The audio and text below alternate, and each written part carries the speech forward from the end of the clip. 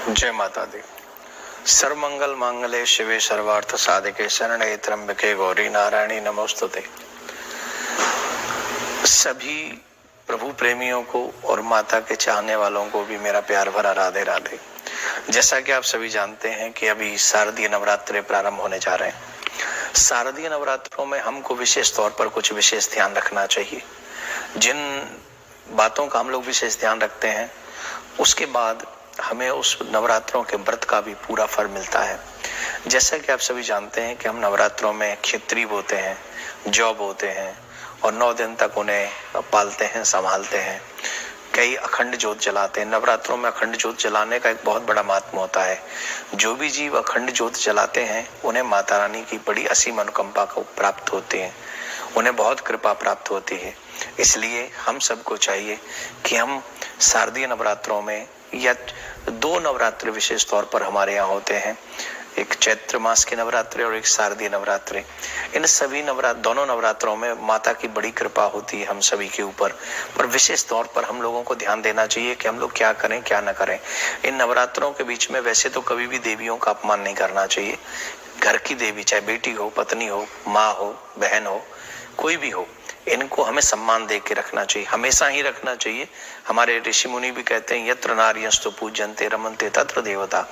दुर्भाग्य से हम लोग कुछ ऐसी बुद्धि को पालते हैं कि हम लोग कटु शब्दों का प्रयोग करते हैं जिससे माता रानी की कृपा हमको प्राप्त नहीं होती है। स्पेशली नवरात्रों में हमें कुछ भी गंदा नहीं खाना चाहिए, मदिरा वगैरह नहीं पान करनी चाहिए, मीट नहीं खाना चाहिए, उल्टा सीधा कुछ खाना नहीं खाना, इवन भोजन भी कम करें। हो सके तो व्रत रखें। अधिकांश तो आप सब जानते हैं कि व्रत रखा जाता है। ये व्रत का भी एक बहुत बड़ा महत्व इसलिए है, आप देखेंगे चाहे वो चैत्र मास हो चाहे ये शारदीय नवरात्रे हो, इन दोनों नवरात्रों में आप एक चीज अनुभव करेंगे, जब ये नवरात्रे आते हैं तब प्रकृति चेंज होती है। जब प्रकृति चेंज होती है तो प्रकृति चेंज होने पर बीमारियों का भी घर बन जाता है हमारा शरीर।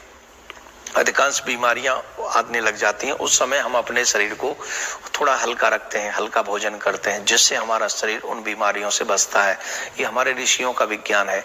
जो भी व्यक्ति ऋषियों के विज्ञान के अनुसार चलता है निश्चित तौर पर उसे निरोगी काया भी प्राप्त होती है। आजकल हम लोग ऋषियों का अपमान करते हैं, उनके बताए हुए मार्ग पर नहीं चलते हैं, इसलिए हमारा मोटापा भी बढ़ता है, इसलिए हमारी बीमारियां भी लगती हैं, तमाम बीमारियां बढ़ती हैं। तो हम इनका पालन करेंगे तो निश्चित। तो इन नवरात्रों में हमें स्पेशल चाहिए कि हम व्रत रखें और हो सके अगर व्रत न रख सकें तो कम भोजन करें। दूसरा, एक और सबसे महत्वपूर्ण बात है कि हम माता रानी की इन 9 दिनों में हो सके तो दुर्गा सप्तशती का पाठ एवरीडे करें। अगर वो ना करें, दुर्गा सप्तशती का पाठ करते समय जमाई नहीं आनी चाहिए, आलस्य नहीं आना चाहिए, पूरा कंसंट्रेशन होना चाहिए। अगर वो संभव ना हो तो हम सबको चाहिए कि हम दुर्गा चालीसा का पाठ एवरीडे करें, सुबह शाम करें, घी का दीपक जलाएं, अखंड ज्योत जलाएं तो और भी अच्छी बात है।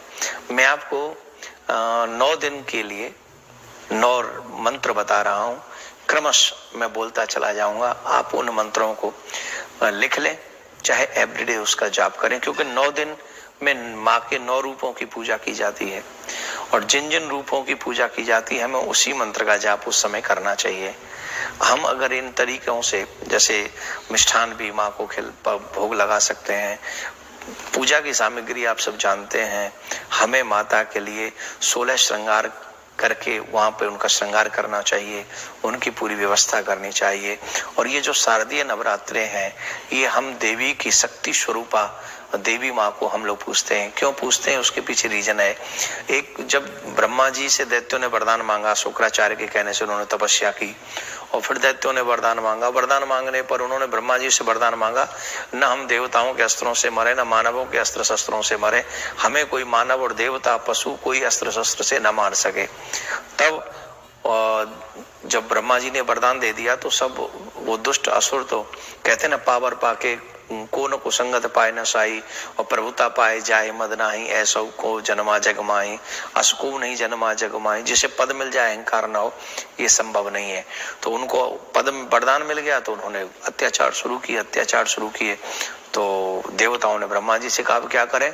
तब देवताओं को ब्रह्मा जी ने कहा कि पार्वती माँ की पूजा करो, उन्हें मनाओ। तो देवताओं ने 9 दिन तक देवी माँ पार्वती का पूजन किया और उनसे उन दुष्टों को मारने के लिए आग्रह किया। तो जैसे भगवान विष्णु के अवतार होते रहते हैं, वैसे ही माँ पार्वती के भी अवतार होते रहते हैं। तो माँ ने जब देखा कि देवताओं पे संकट है, तो माँ ने उस समय रूप धारण किए, शक्ति स्वरूप अपने हाथ में शस्त्र लेकर, और तमाम दुष्टों का, महिषासुर इत्यादि का वध किया है, ये आप सब जानते हैं। तो मैं आपको बताने जा रहा हूं कि आपको प्रथम दिन से लेकर 9 दिन तक कौन कौन से मंत्रों का जाप करना है।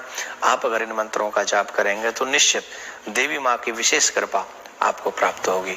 आप इन विषयों को खुद भी समझ रहे हैं, बच्चों को भी जरूर समझाएं, औरों को भी समझाएं, क्योंकि विधि विधान से इस नवरात्रों में कभी भी कोई भी व्रत करें, ब्रह्मचर्य का पालन करें, पृथ्वी पर शयन करें, और सबसे बड़ी बात, किसी को कष्ट न दें, अपशब्द न बोले, क्रोध न करें। इन सब चीजों को अगर आप 9 दिन भी संभाल पाते हैं तो आपको बहुत बड़ी शक्ति माता रानी से प्राप्त होती है, मनवांछित फल की प्राप्ति होती है। आपको ऐसा करना चाहिए। तो आप लोग ध्यान से वो मंत्र भी लिख लें, मैं आपको बताने जा रहा हूं, आप उस मंत्र को जपें। पहले दिन से लेकर 9वें दिन तक हम जाएंगे। ओम एम ह्रीं क्लीं शैलपुत्रै नमः। ओम एम ह्रीं क्लीं ब्रह्मचारिण्यै नमः। ओम एम ह्रीं क्लीं चंद्रघंटायै नमः। ओम एम ह्रीं क्लीं कृष्ण कूष्मांडाय नमः। ओम एम ह्रीं क्लीं स्कंद माताय नमः। ओम एम ह्रीं क्लीं कात्यायनै नमः। ओम एम ह्रीं क्लीं कालरात्रै नमः। ओम एम ह्रीं क्लीं महागौर्यै नमः। ओम एम ह्रीं क्लीं सिद्धदात्रै नमः। आप 9 दिन तक इन मंत्रों का जाप करें, और इन मंत्रों को जाप करके रोज एवरीडे हम लोग माता की पूजा करें। पूजन करते समय, जैसे आप जानते हैं कि 9वें दिन हम लोग कंचक जमाते हैं, कन्या लांगुरा, हमारे ब्रिज में कन्या लांगुरा बोलते हैं, लेकिन कन्या लांगुरा को साक्षात